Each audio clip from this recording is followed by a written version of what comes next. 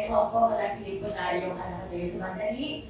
At salamat po tayo sa pakinig sa ng Diyos. Welcome po natin si Brother Jerry.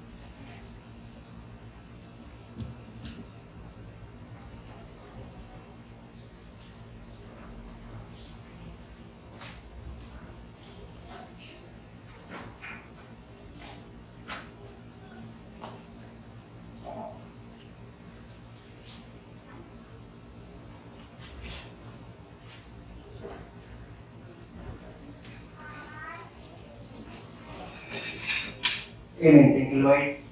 So, magandang umaga po sa bawat isa sa atin. Morning. Thank you, Lord. Ang ating pong pagkasalusuluhan today ay kinuha po sa Lucas 24, verse 1 verse lang po. Lucas 24, verse 7.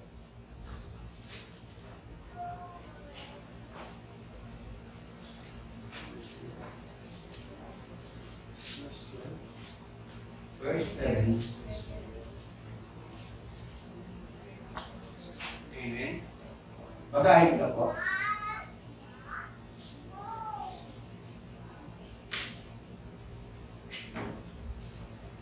Ang anak ng tao ay kailangang ipagkanulo sa mga makasalanan at ipako sa krus. At sa ikatlong araw ay muling mabubuhay. Mga kapatid, ang mabuting balita ng ating Panginoon. Amen. Samahan niyo po akong manalangin. Sa ngalan ng Ama at ng Anak at ng Espiritu Santo. Amen. Panginoon, ito po yung araw na kami po ay nagkasama-sama. Ito po yung araw na napakahalaga po, Panginoon. Nung muli namin alalahanin ang mga bagay na nagdaan, mga bagay na ginawa mo po para sa amin, upang kami po, Panginoon, ay magkaroon ng kaligtasan. Ito po yung araw kung paano po pinakita ng aming sinasampalatayanan ng aming pinakilalang Diyos, tunay na walang katulad. Ito po yung araw kami ang sinasabi. Jesus is alive. Lord, maraming pong salamat. Tunay, Panginoon, na walang Diyos maliban sa iyo. Lord, sa puso namin, sa pananampalataya namin, wala kang magiging kapalit, Panginoon. Ikaw lang. Lord, maraming pong salamat, Awa. Ang araw po ito, Lord, marami kaming matutunan sa iyong pagkamatay at sa muli mong pagkabuhay. Turuan niyo po ang bawat isa sa amin, Panginoon, kung paano mo po kami minamahal. Bakit po ibinigay ang buhay mo alang-alang sa iyong mga mahal sa buhay, tulad po namin, mga tinawag mo na mga lingkod mo. Lord, maraming po salamat, Lord. Wow! Ang aming natutunan, ito po yung magbibig po sa amin, sa aming buhay. Paano kami mababago, paano kami lalakad patungo sa iyo. May pakita na ba namin sa iyo, Panginoon, isang bagay. Ikaw ang buhay namin, Panginoon. Lord, sa oras dito, Lord, ilig mo po ako. Kung paano po ako papapahayag, kung paano po, Panginoon, maunawaan ang bawat isa sa amin po, Panginoon, ang lesson sa iyong pagkamatay at sa iyong pagkabuhay. Turuan mo po ako. Lord, ang wisdom, knowledge, and understanding, Lord, ay hinihingi ko po sa iyo sa oras na ito. Ito yung oras na ito, napakahalaga po sa amin. Double portion of you, anointing Lord, hinihingi ko rin po sa iyo. Tulad ng hinihingi sa iyo, double portion of you, anointing Lord. Lord, alam mo yung kakayahan ko. Hanggang saan ako. At ito po ang hinihingi ko. Ikaw po ang magpuno ng kalungan ko, Panginoon. Lord, without you, I don't know how, but because naririnig ka kasama namin sa oras na ito, ililig mo po ang bawat isa namin. Lalo din ay na ako magpapahayag ng mabuting balita. In Jesus' name, we pray. Amen. And amen. Thank you, Lord. Makiupo na po tayo lahat.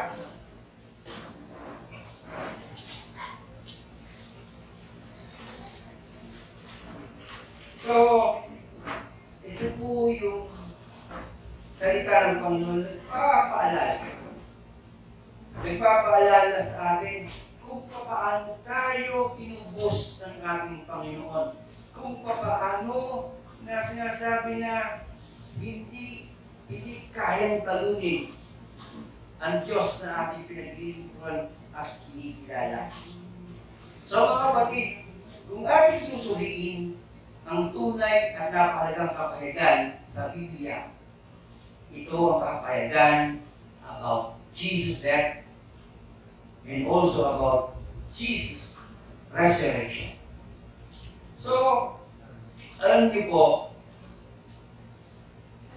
kung ang mga kapahayagan sa Bible ay talagang ating binibigyan ng pagtutuon at ating paglalaanan ng oras at panahon, alam niyo po, habang ating itong binabasa, nagkakaroon tayo ng kaunawaan at lumalawak at nadadagdagan ang ating kaalaman about Jesus. Jesus is the only one. Nawa, hindi manatili sa ating buhay. Ang ating kaunawaan, sabi nga, ang ating kaunawaan ay nadadagdagan at nagdadagdagan ng kalaman about Jesus. Ay manihambing natin ito sa isang mamahalin na lahas.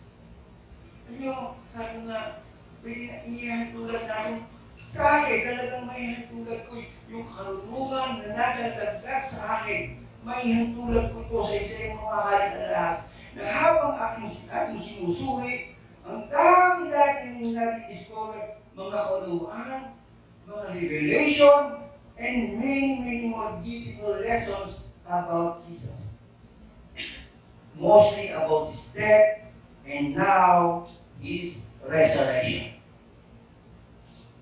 Sa Old Testament, mababasa natin doon mga propesiya at habang binabasa mo ito, mababangha ka sa mga kapahayagan sa pagiging Diyos niya. Marami tayong matutuklasan about Jesus. At mga salita at kaganapan habang siya ay nakabayubay sa krus. So, kung paglalaanan lang natin ang panahon,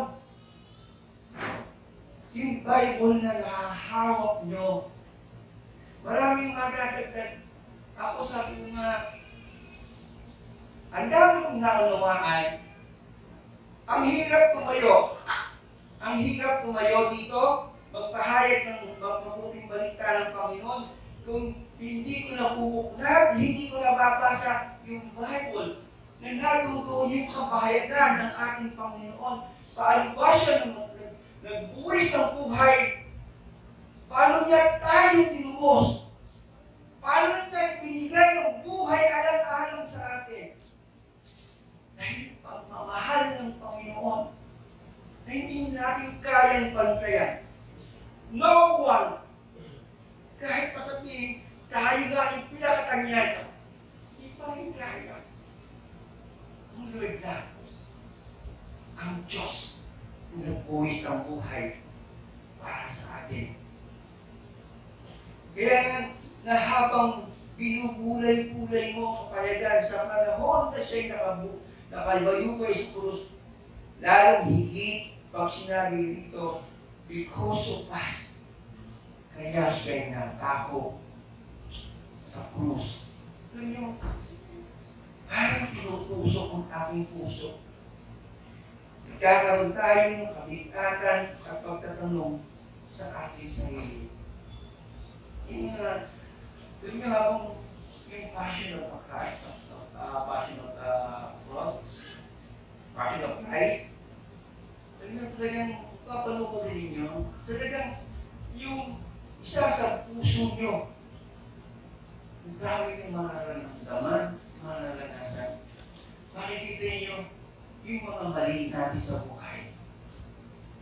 Paano ginagawa ng Panginoon na dahil pabuhin yung pamumuhay natin, yung kaisipan natin. At yung nais ipahatid ng Panginoon, yung pagkakabay, kayang tiisin niya. Pero hindi kayang tiisin ng Panginoon na madala tayo sa isang lugar na ayaw niyang madala tayo, ang impyerno. Inilalaan ng Diyos kung bakit siya nagpakalirap, kung bakit nagpagtako sa krus. Dahil yung inihanda niya, yung kanyang kaharian, inilalaan niya sa kanyang mga tinawag, sa kanyang mga minamahal. Yun yung aim ng Panginoon. Amen? Yeah. So mga kapatid, sa ating pag-aaral today about Jesus' life, I want to conclude this story by looking Jesus' death and resurrection. Ano pa ang naging kaunawaan ng mga lagat about Jesus' death and resurrection? So, titignan natin. Ano ba ang naging kaunawaan? So, tingnan din natin, suriin din natin. Kung ano naging kaunawaan ng mga lagat nung si Jesus ay pinapahirapan, si Jesus ay pinako sa krus. Ano yung naging ating kaunawaan? So, tingnan natin kung ano naging kaunawaan ng mga lagad yung time na yun. So, una, ang kanilang inaasahan na mangyayari on that first Good Friday. How did they interpret Jesus' crucifixion? So, yung Good Friday, ano yung inaasahan? So, ito yung mga question, mga tanong na nailagay sa kanilang kaisipan.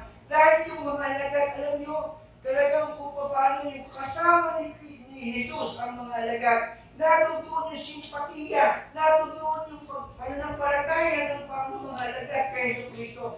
Pero yung yung Good Friday na yun ang nagbigay sa kanila para magkaroon ng agam-agam. Why? About Jesus' resurrection, Easter Sunday sa kanila, may pagkakaiba ba the interpretation of His death? What lesson can we learn from this? So ito yung tingnan natin ngayon, habang ako'y nakatayo dito, tingnan natin yung mga tanong na yun. Mga tanong na dapat natin mauunawaan, kasi kung hindi natin mauunawaan, patuloy tayo na gagawa ng isang bagay dahil wala tayong kaunawaan. Bakit tayo nagkakaunawa sa salita ng Panginoon? Bakit nakikita nagkakaroon tayo ng conviction? Dahil yung salita ng Panginoon na sinasabi sa atin, nauunawaan natin. So ngayon, bakit nagpapako ang Panginoon? Bakit napako ang Panginoon? Sinong dahilan kung bakit napako ang Panginoon sa krus? And Lord, okay na siya sa taas. Okay na. Pero bakit siya baba? Bakit hinuba ng Panginoon ang kanyang pagiging Diyos? Why? Dahil sa kanyang pag-ibig. Dahil sa kanyang pagmamahal. Yun ang puso ng Panginoon. Yun ang namumutawi sa puso ng Panginoon, ang pagmamahal. Ano yun kung sabi titingnan natin ano ang kauluan ng mga alagad doon sa mga tanong na to. Kung nabasa natin the four Gospels, ano ba yung four Gospels na yun sa Bible? Anybody? Amen? Matthew, Mark, Lucas, and John. Ang mga ito ang nagpapatotoo at nagsasabing ito ang mga panahon na inilatag ni Jesus ang mga pahayagan sa pagpapakita ng mga himala, kababalaghan habang siya naririto pa sa lupa.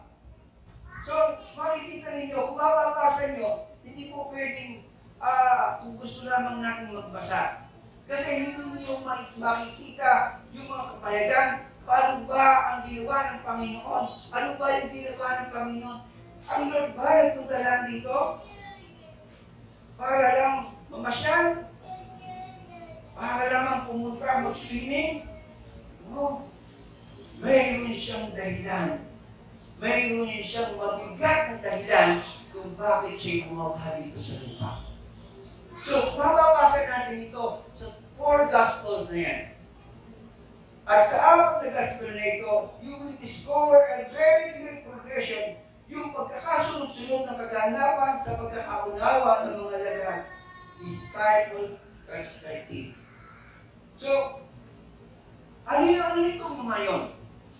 First, very clear sa kanila, at ito yung kanyang inahayag nun pa, habang sila'y kasama pa ni Jesus, na anuman ang mangyayari, it was God's plan for him as the Messiah. Savior. So, ito yung kaunawaan. Ito yung kaunawaan ng mga alagad nung kasama pa doon sa pinapahayag ng ating Panginoon. So, sabi sa Lucas 9, Lucas 9, verse 22. Sino po gusto magbasa? Lucas 9, 22.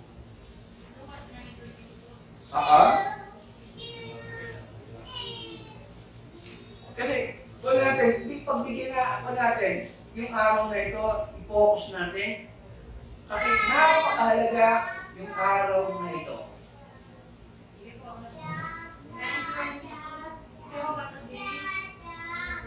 Lucas 9:32. At sinabi pa niya sa kanila, ang anak ng tao ay dapat magbata ng maraming hirap. Itatakwil siya ng matatanda ng bayan, ng mga punong saserdote at ng mga eskriba. Ipapapatay nila siya, ngunit sa ikatlong araw ay muling mabubuhay. Amen. So, ang kaunawaan ng mga alagad, hindi parang nila hindi dadaan ang kanilang Panginoon. Si Jesus yung time na yun. Dahil ang Lord nung makikita nila, gumagawa ng himala. Gumagawa ng maraming bagay. So yung pagkakaunawa nila, kaya nga yung time nito yung sa Lucas 9:22, hindi sila makapaniwala na yung kanilang Diyos, si Jesus na kanilang kasama, doon sa sinasabi sa kapahayagan ay magaganang mangyayari. Ang anak ng tao dapat magdanas ng matinding hirap. At yun yung nangyari. Yun yung nangyari papunta sa bundok ng Kalbaryo. Kailangang magdanas ang anak ng tao at itatakon siya ng mga pinuno ng bayan, ng mga pulong pare at mga tagapagturo ng kautusan. But again and again, wala sa kanilang kaisipan yung sinasabing siya ay mapapatay nila. Ngunit sa ikatlong araw ay muli siyang bubuhayin ng Diyos. So ito yung isang bagay na napakahalaga pero hindi maunawaan ng mga alagad. Kaya nga, ito yung kapahayagan, sinasabi na ng Panginoon sa kanila. So again, sa kapila ng mga kapahayagan ni Jesus, hindi nila ito maunawaan kung ano ang nais pahulugan sa kanilang kapahayagan. Why? Kung titingnan natin Lucas 9:45. Lucas 9:45.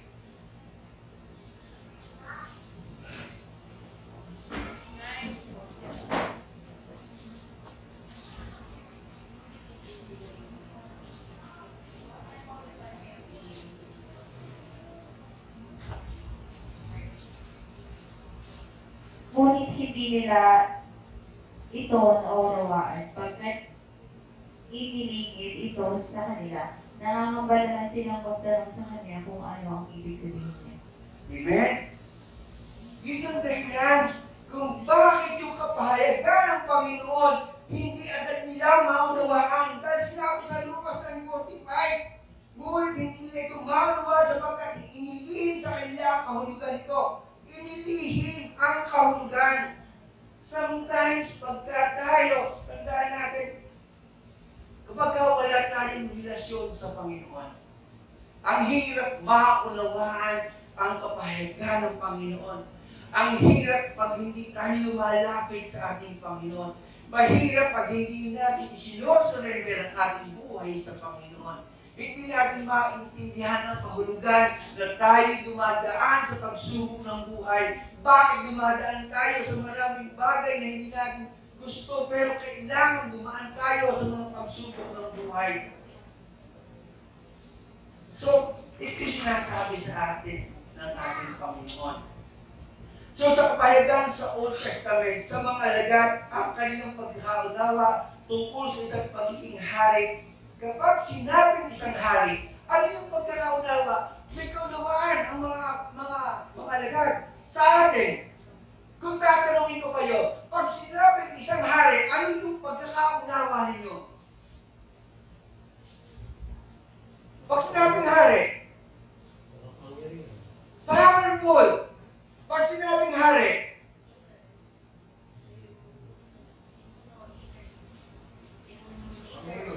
amen. Pag sinabing hari, kanyan. Diba? Kingdom to kingdom, nakikilala. At pag sinabing hari, diba? Punong-puno ng kasaganaan. Amen? Why? Bakit pag sinabing hari? Because He is King. Siya ay hari. Kung bakit sinasabing ang isang hari, powerful, kanya punong-puno ng kasaganaan, because He is King.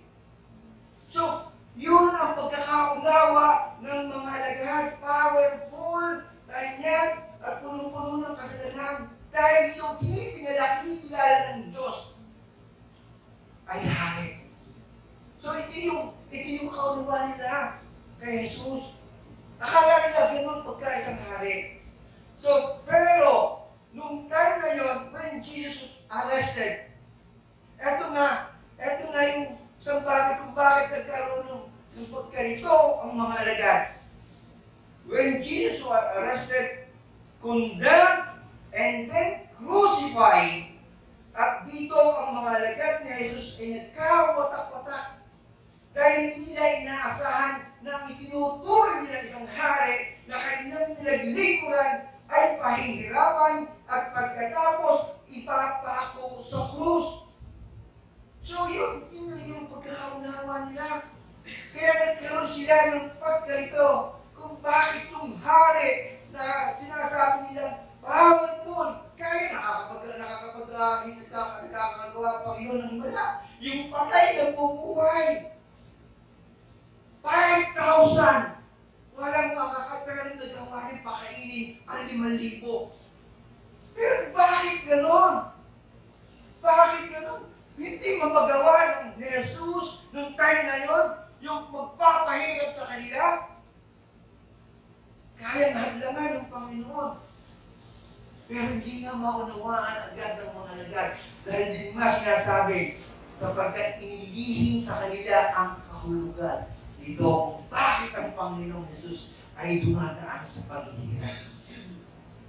May ultimate goal ng Panginoon, ang Ama sa kanyang anak. Why? Alam nyo, kung titingnan natin, tinitiis ng Ama ang kanyang anak na pahirapan, magpasa ng krus, at ipako alang-alang sa bawat isa sa atin. Nakukuha ba niyo yung point ng Lord? Because of us. Napako yung kaisa-isa niyang anak anak. Pero tingnan natin, baka after ng Holy Week,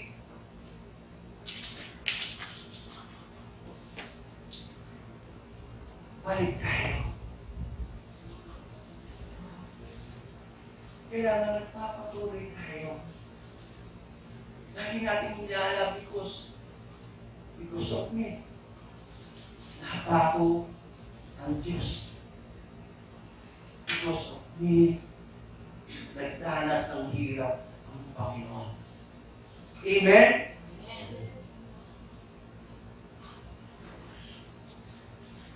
Dahil hindi nila sabi nga,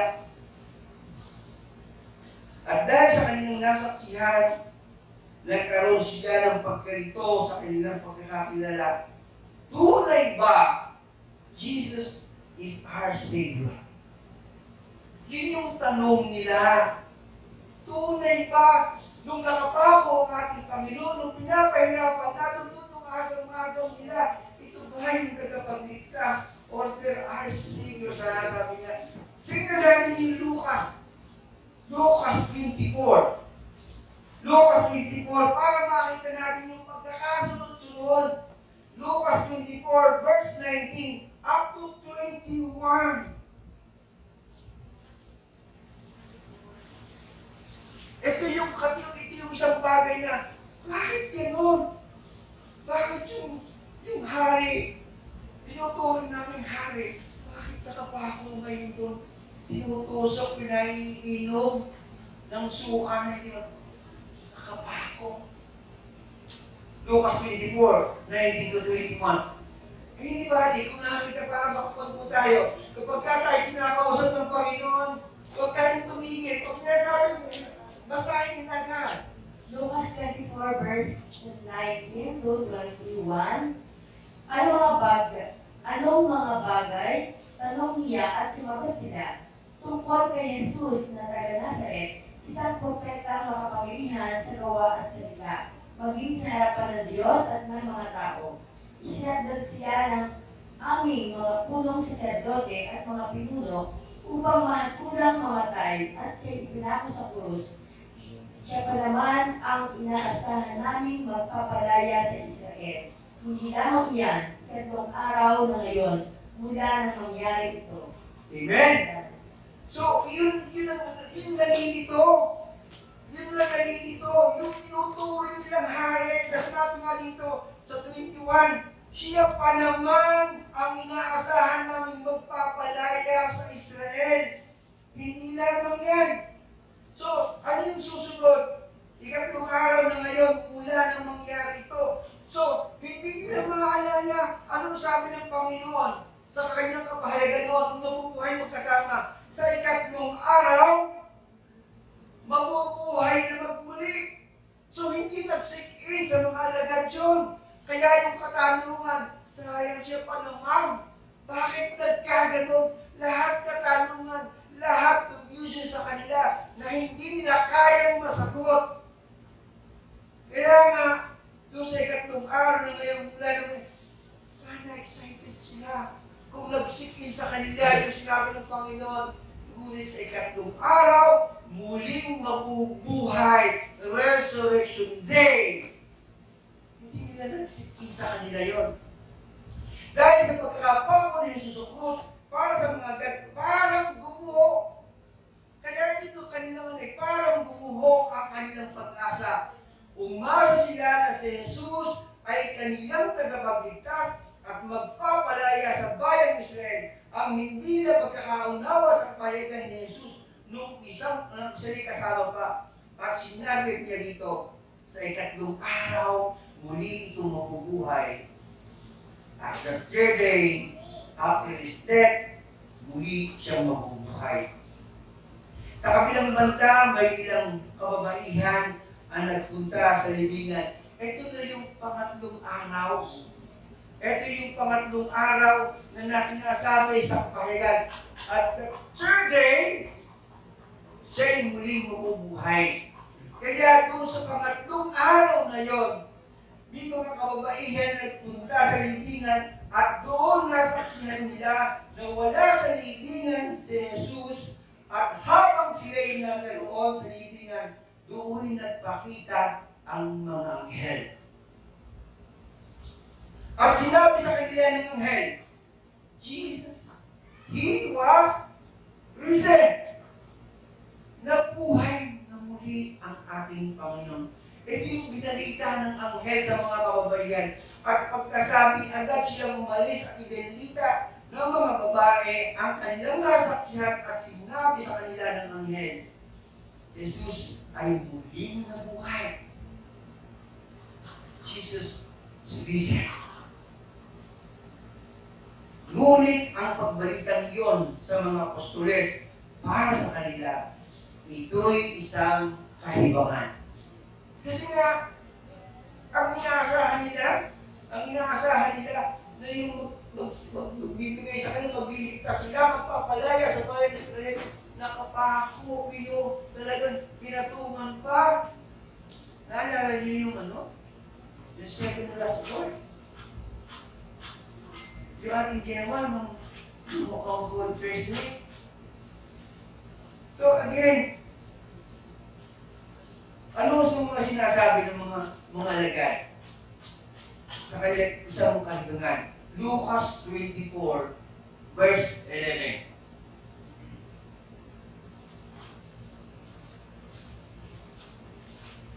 Para makita po natin kung ano yung pagkakasunod yung naging kaganapan, Lucas 24, verse 11, para kasama ko kayo, kasama natin ang Panginoon sa oras na ito. Akala ng mga apostol ay kahibangan lamang ang kanilang sinasabi, kaya ayaw nila maniwalaan ang mga kababaihan. Amen? Para sa mga apostol, yung sinasabi ng mga kababaihan, hindi nila kasi hindi sila naniniwala na yung kanilang tinuturing na hari ay muling mabubuhay after 3 days. Hindi sila naniniwala. Kaya sinabi nila, kahibangan lang yan. Yung sinasabi kahibangan yan. When the risen Jesus appeared. So ito na yung kaganapan na sinasabi sa ikatlong araw, si Jesus ay pinako sa krus, namatay, itinaon, after 3 days ay muling nabuhay. Kaya yung time na yun, hindi na pinatagal ng Panginoon. Nagpakita na siya sa mga apostoles, sa kanyang mga alagad. Kaya sinasabi dito, when the risen Jesus appeared to them and convinced them na ang nasa kanilang harapan ay ang kanilang Panginoon at sinasabi pa sa kanila, ako ito. Ako ito. Sinasabi ng Panginoon, ako ito. Kaya nga, at tunay na napagtagumpayan ang kamatayan. At sa tagpong iyon, sila'y namangha at nabigla sa pagkakakita nila kay Jesus. So, talagang hindi sila makapaniwala. Pero hindi na pinatagal ng Panginoon. Yung mga bagay na, pero gusto ng Panginoon makita agad ng mga apostoles na siya ay muli na buhay. Na yung kanilang hari na itinuturing bagamat namatay, pero muli na buhay. At eto na siya, as sinasabi ng Panginoon, ako ito, nakaharap na ng mga alagad. Amen? Sa isa pang pagpapangunawa kung bakit ang mga alagad ay nagkaroon ng salubin na ang Jesus na ito ay hindi ang kanilang tagapagligtas. Dahil hindi ito ang kanilang inaasat, hindi rin nais nilang makita at masaksihan na sinasabi ng paniniwala nilang kanilang tagapagligtas ay makikitang nakapako sa krus. So natutuon pa. Kaya nga ang hirap. Sabi ko nga minsan, to see is to believe. Kasi ganun tayo eh. Tayo yung naniniwala pagkahawak na natin, nasa kamay na natin. Hindi tayo maniwala kasi, where is your faith? Nasaan yung faith? Nasaan yung faith ng mga alagad? Nasaan yung pananalig ng Panginoon, ng mga alagad sa Panginoon? Kaya nga, inilagay yung Hebreo 11:1. Hebreo 11:1. kahit hindi nakikita. Pero kailangan natin maniwala. That's faith. Yun yung faith na kailangan makita natin. Dahil tandaan natin, ano ba yung nararamdaman mo ngayon? Ano ba bagay na pinagdadaan? Ano man ang hinihingi mo sa Panginoon? Ang sinasabi ng Panginoon, ang pananampalataya, ang magpapalaya, ang pananampalataya, because of our faith, you are healed. Yun ang sinasabi ng Panginoon. Yung pananampalataya. Kaya gusto ng Panginoon, palakasin yung ating pananampalataya. Hindi yung nakikita mo doon ka lang maniniwala. Paano kikilos sa iyo, Panginoon, sa gitna ng pinagdadaanan? Gusto mo makita muna. Gusto mo, hindi mo mailalabas. Yung nangyari sa aking pinsan. Pinasok yung pinsan, yung asawa na aking pinsan sabi nga, Manila dollars. Sa Manila doctor. Kasi nga, ang hirap. Wala siyang hawak. Pero nakapagbayad ng 375,000. Sabi mo nga, nag-uusap kami ng dalawa, makakabayad siya. Tumawag kami, pray, pray. Ganyan po, ang prayer, very powerful yan. Kailangan lang may pananampalataya. Sabi namin, Lord, hindi matatawagan namin, kayo po kumausap. Touch them. Ano yun? May mag-public, 97,000. Tapos, yung isa sabi ni Sister Teresa, pumunta ka doon, maniwala ka ng tiwala. Nagbigay, instead na dati binibigay 50,000 lang, nagbigay ng 100,000. Yun yung power ng pananampalataya. Bagamat yung kinusugo, kulang sa pananampalataya, pero yung nananalangin, may matinding pananampalataya na kayang gawin ng Diyos ang lahat ng bagay na imposible. Amen. Kaya nga, anong bagay na imposible na hindi kayang gawin ng tao? Mahirap sa tao, pero sa Diyos, walang mahirap. Kayang-kaya niyang gawin. Amen? Panalangin natin, manalig ka lang. Manalig ka lang. Doon sa pinagdadaanan ng ating mga mahal sa buhay. Manalig ka lang. Huwag kang bibigay. Magtiwala ka lang sa Panginoon. Kung hindi kumilos ang tao, kikilos ang Diyos. That every day ng buhay natin, hindi humihinto ang Diyos sa paggawa ng himala. Lagi gumagawa ang Diyos ng himala. Sometimes, hindi natin makita.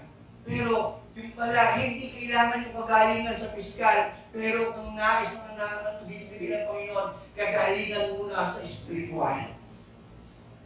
Amen? So, but the resurrection proved beyond all doubt that Jesus was a Messiah. So, yung resurrection ang nagpakita, yung mga doubt yung doubt ng mga alagad sa Panginoon, na tunay na talagang ang Lord, siya yung Savior nila. Dito sinabi dito, Lucas 24, verse 26. So, babasahin ko na po. Hindi ba't kailangan ang Kristo ay magtiis ng lahat ng ito bago na makamkan ang kanyang marangal na katayuan? So, kailangan magtiis. Hindi naman pagkamay kayo na tayo. Hindi pwede pag may kailangan lang tayo, gaganyan lang kamay. Sabi nga ni Manny Pacquiao, lahat ng bagay na dapat mo dumadaan muna. Pinaghihirapan yan. Pinagpapawisan yan. Now, kailangan makita sa atin ng Panginoon na mayroong isang bagay na kaya natin paniwalaan, may mga bagay na kailangan natin magawa for the sake na ibigay niya yung kanyang grace. Grace lang. Grace ng Panginoon. So na lahat. Kasi yung grace na yan, yung awa ng Panginoon, ang magbibigay sa atin upang magkaroon tayo ng kapayapaan. Sa gitna ng pinagdadaanan, sa gitna ng kaguluhan, sa gitna ng mga bagay na hindi natin magawa, ba't magagawa ng Diyos? Amen? So, pagkamatay niya sa krus, ito ang nagbuo sa kanilang kaisipan at nagtulak sa kanilang paniniwala na ang lahat ng narinig nila kapahayagan kay Jesus ay itinuturing nilang kanilang tagapagligtas ay hindi na magkakaroon ng katuparan. Pero ang muling pagkabuhay, so, tingnan natin yung pagkakaiba ng death and resurrection. So, doon sa death ng Panginoon, doon gumuho.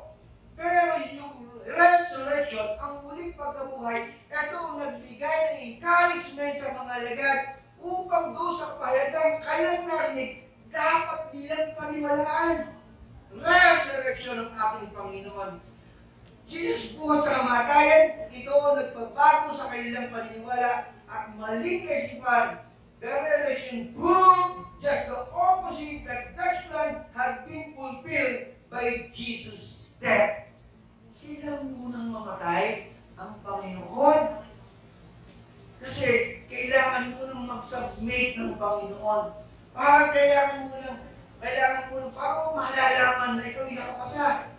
Diba? Kailangan pa-check mo muna yung kon mo kung ilan ang tama. Kailangan dumaan ka muna pag sa exam para malaman mo na makakapasa ka. Ganon din ang Lord. So ito ang nagbigay sa kanila na talagang kailangan lang iya. Kaya nga yung sinabi ng Panginoon, ako ito. Amen? So Lucas 24:46. Lucas 24:46. Sige po, magpag po kayo. Pagka kayo pinakausap, para dire-diretso po tayo, tayo ka agad. Kasi kung alam ninyo yung salita ng Panginoon, pagbukas niyo ng Bible, agad na ang salita ng Panginoon. Sinabi niya sa kanila, ganito ang nasusulat, kinakailangan magdusa at mamatay ang Kristo at pagkatapos siya'y muling mabubuhay sa ikatlong araw. Amen! Nasusulat! Hindi ito verbal, hindi ito pasabi lang. Nasusulat sa banal na salita ng Panginoon ay pinahayag ng Panginoon nung una pa man. Pero ngayon nauunawaan na ng mga alagad. Dahil doon sa kanyang muling pagkabuhay after 3 days. Again, mostly it is difficult for us to be surprised in this hand about Jesus' death and resurrection tulad ng ipinakita ng mga alagad. So, hindi madali. Ito tayo minsan, kung ano pinakita minsan ng mga alagad, minsan nakikita din naman sa ating buhay eh.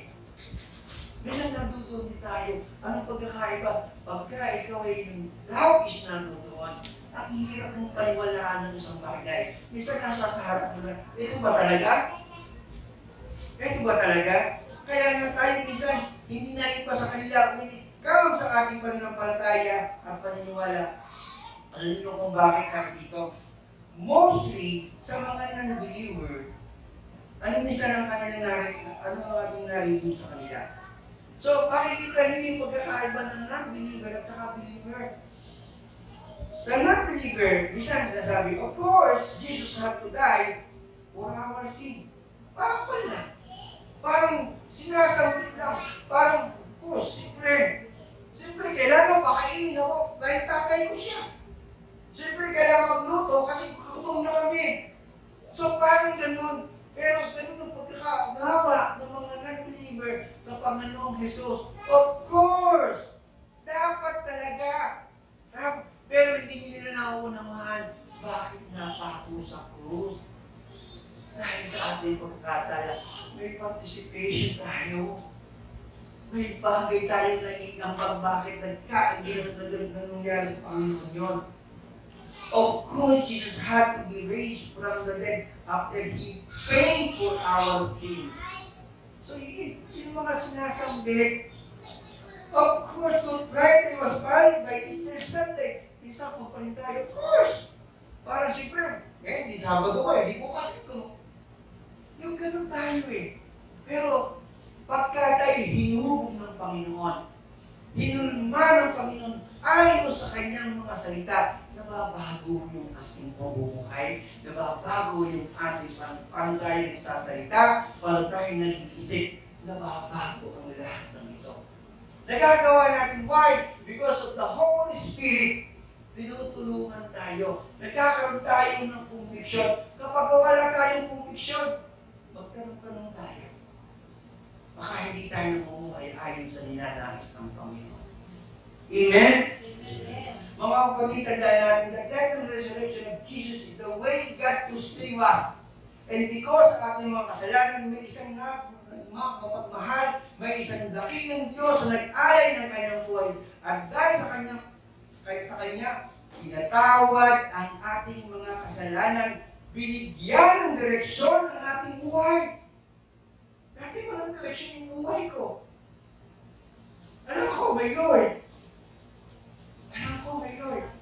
Pero binigyan niya ako ng tamang daan. At ito ngayon, salamat sa Panginoon. Tinulungan niya ako na makuhay ng buhay ko. Kaya sa pinanatin sa mga, Lord, lead me. Yun ang panalangin ko noon. Lord, lead mo po ako. You are my life. Yung sasabi ko ngayon, Lord, you are my life. So yun yung kung bakit talagang nagkaroon ako kanina. Kasi kumukonekta dito. You are my life.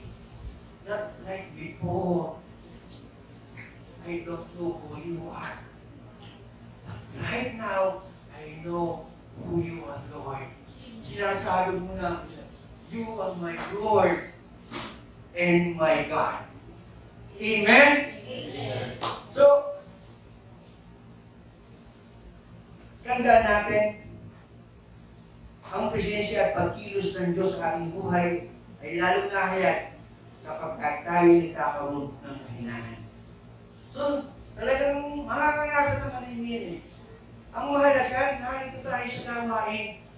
Hawak-hawak ninyo yung instruction ng Panginoon. Hawak-hawak ninyo yung salita ng Panginoon na nagbibigay sa atin upang makita natin, upang malaman natin kung paano tayo gagawin ng isang bagay na mahirap. But again and again, ang salita ng Panginoon, power po yan. Amen. But this resurrection proved that their experience was wrong. So ito yung sinasabi na yung resurrection proved that their experience was wrong. Alam niyo yung experience ng mga alagad? Kasi ito yung nagsasabi, ang nagbukas sa kanilang kaisipan ay yung pagkabuhay ng ating Panginoon. Ano sabi ng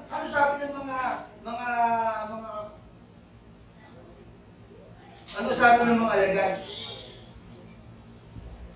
Sinabi, siya pa naman ang inaasahan ng papalaya sa Israel. Hindi lamang yan.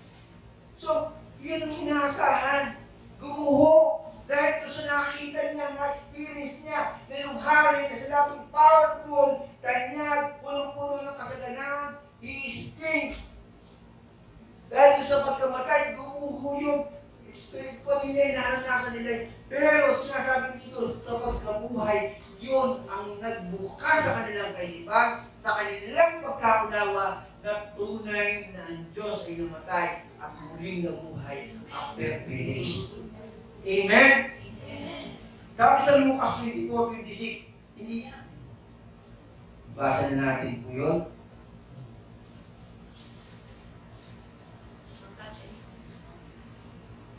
Amen.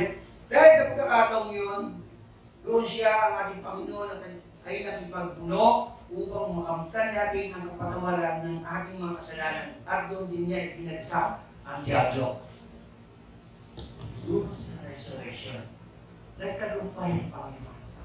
Pinakita ng Panginoon, hindi kaya i-defeat ng demonyo ang napaka-makapangyarihan. He is Jesus.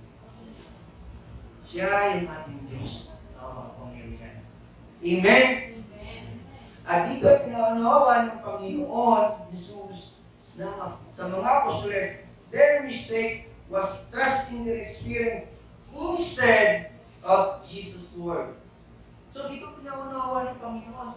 Hindi pwedeng yung experience nila ay kanilang panghawakan sa halip na panghawakan niya ang mga kapahayagan, ang salita ng ating Panginoon. Pinaunawa yun ng ating Panginoon doon sa kauling pagkabuhay.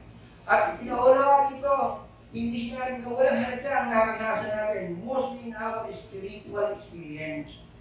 Paano pinaramdam ng Diyos ang kanyang pag-ibig at gabay, ang ating panalangin na may lahat na panampalataya, agad-agad niyang sinasagot.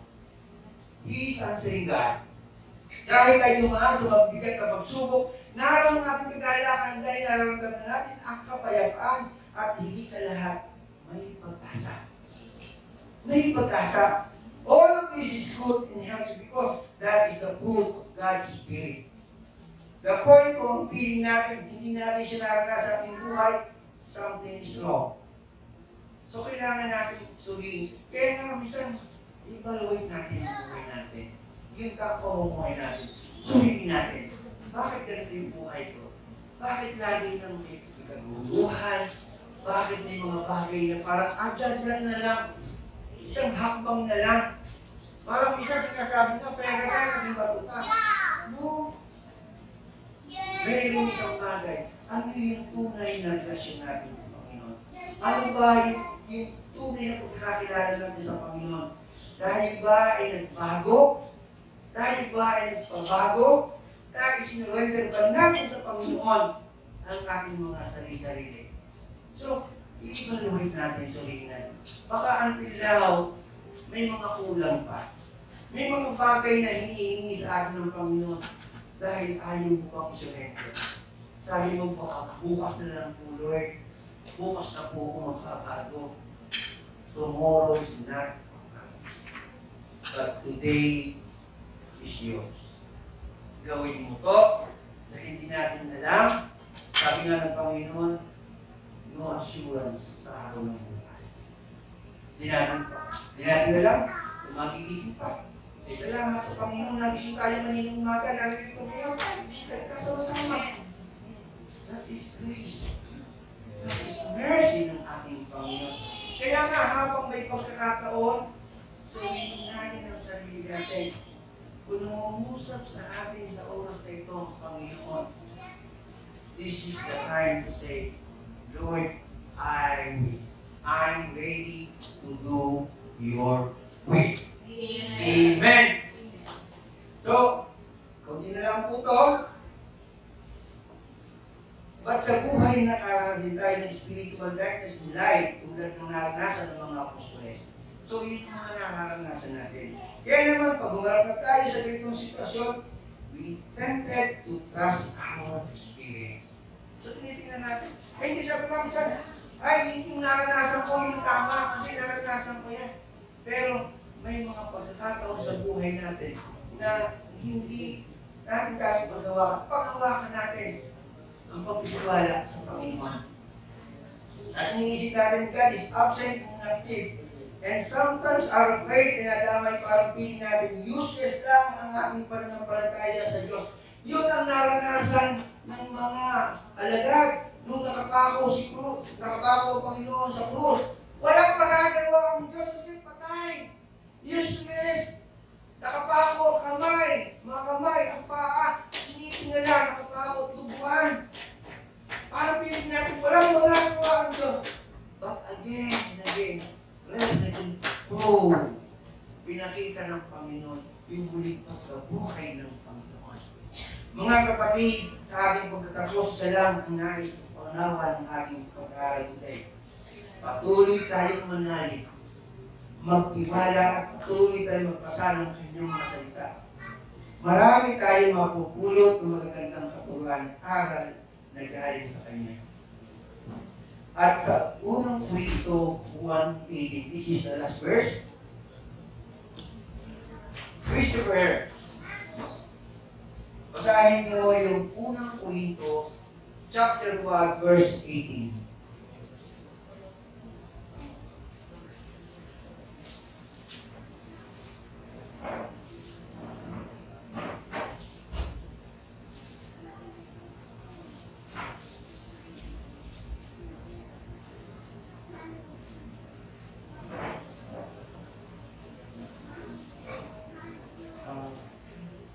kung paano ang Diyos ay tapat, ngayon din ang salita ko sa inyo.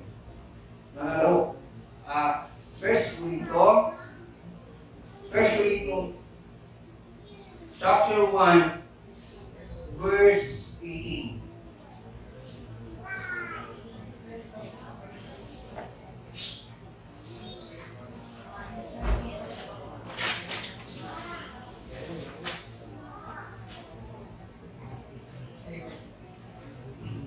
Sa mga napapahamak, ang aral tungkol sa pagkamatay ni Jesus ni Kristo sa krus ay kaso. Ngunit sa atin na mga kiniligtasin, ito ay kapangyarihan ng Diyos. Amen? Ang mensahe tungkol sa pagkamatay ni Kristo sa krus ay kahangalan para sa mga taong napapahamak. Ngunit ito'y kapangyarihan ng Diyos para sa ating mga naliligtas. Amen. Dahil isa lang ang tunay, isa lang ang dapat natin pampalatayanan at paniwalaan. Our Lord Jesus is our Lord and our Savior. Amen.